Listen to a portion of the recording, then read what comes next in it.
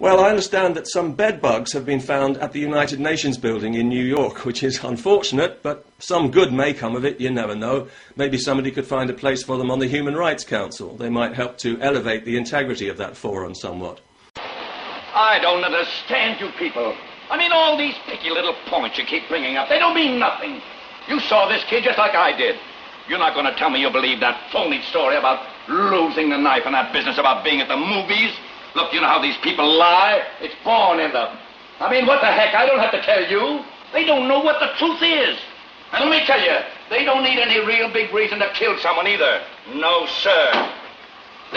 Yes, it's that time of year again when members of the cartel of third world dictatorships known as the Organization of Islamic Congress take time out from brutalizing their own people to force through a resolution at the Human Rights Council against what they call the defamation of religions, by which they mean telling the truth about Islam and the countries where it calls the shots. Well, nobody's blaming them for it. That's the way they are, by nature. You know what I mean? Violent. Where are you going? Human life don't mean as much to them as it does to us. Look, they're lushing it up and fighting all the time, and if somebody gets killed, so somebody gets killed, they don't care. Oh, sure, there's some good things about them, too. Look, I'm the first one to say that. I've known a couple who were okay, but that's the exception, you know what I mean? Most of them, it's like they have no feelings. They can do anything.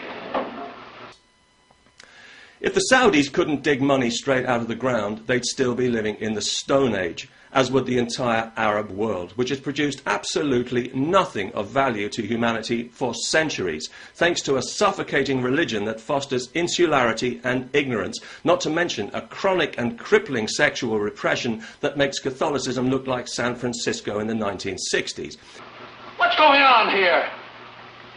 I'm trying to tell you, you're making a big mistake, you people. This kid is a liar, I know it, I know all about them. Listen to me. They're no good. There's not a one of them who's any good.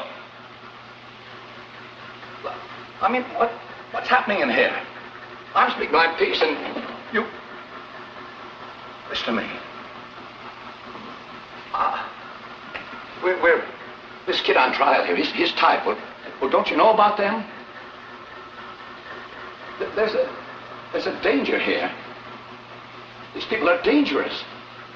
They're wild. Listen to me. Listen to me. I have. Now sit down and don't open your mouth again. Someone tell you.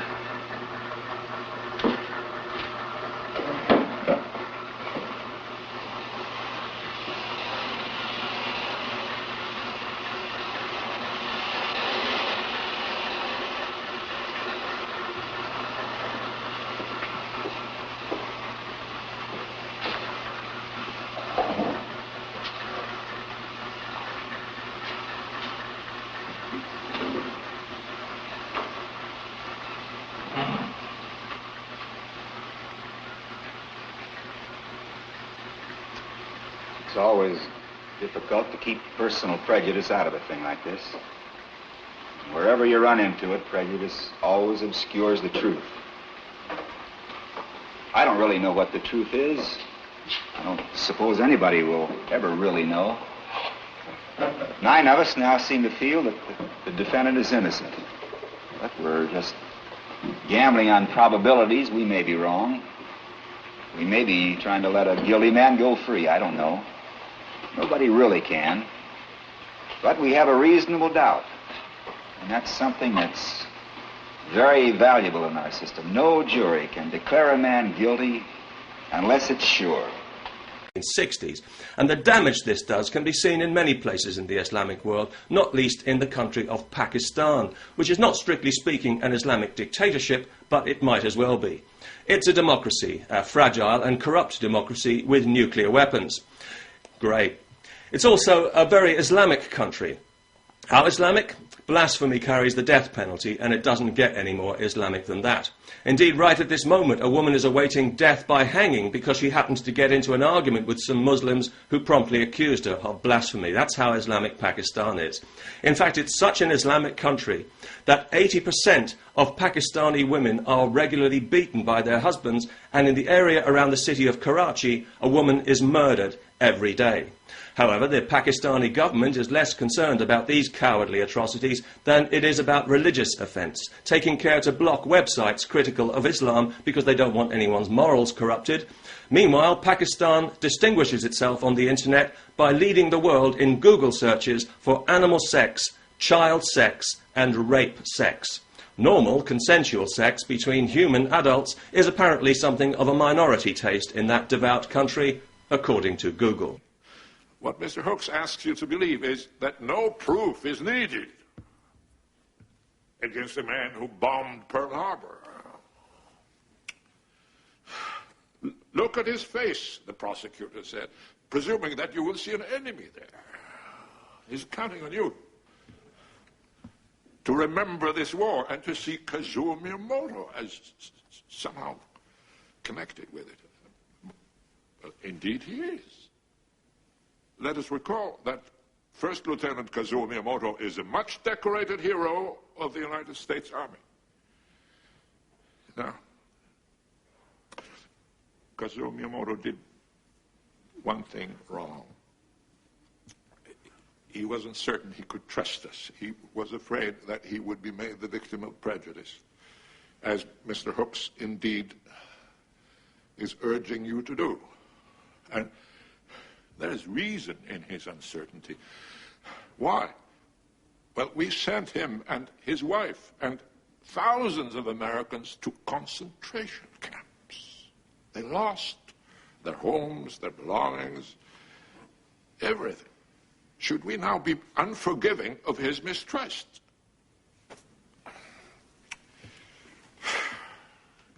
Now, our learned prosecutor would have you do your duty as Americans, proud Americans. And, of course, you must. And if you do, Kazuo Miyamoto has nothing to fear, because this great country is supposed to be founded on a set of principles of fairness, of equality, and justice. And if you are true to these principles, you'll only convict a man for what he's done and not for who he is. I'm an old man.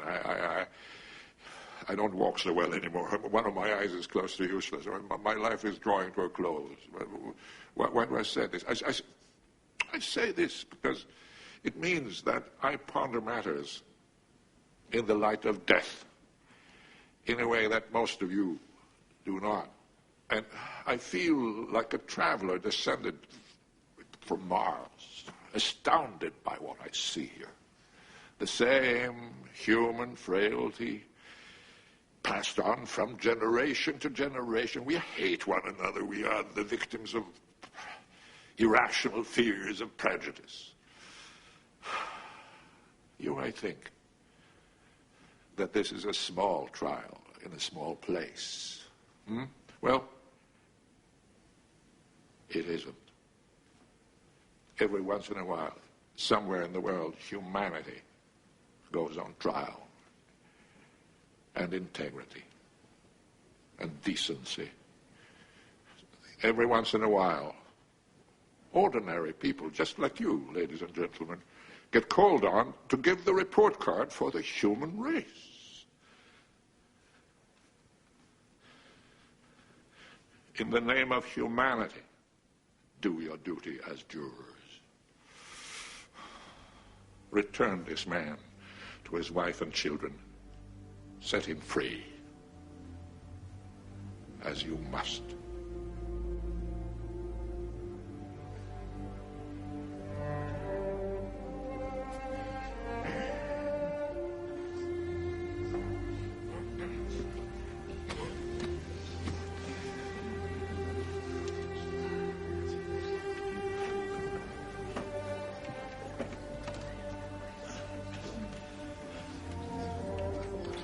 yet again.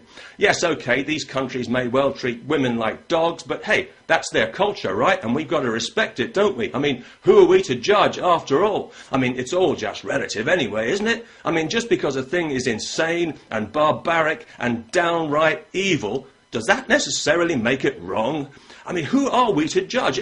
Surely we're not arrogant enough to assume that our values are superior just because they're more civilized, or that their values are somehow less valid just because we've got stringent laws against them. And that would be disrespectful and most intolerant and quite probably racist.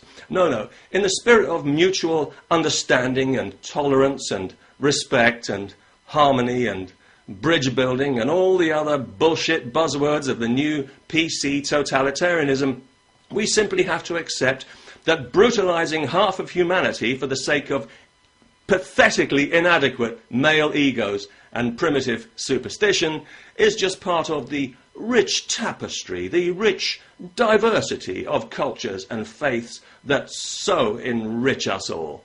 Isn't that right? Well, isn't it? I apologize for not being entirely honest with you.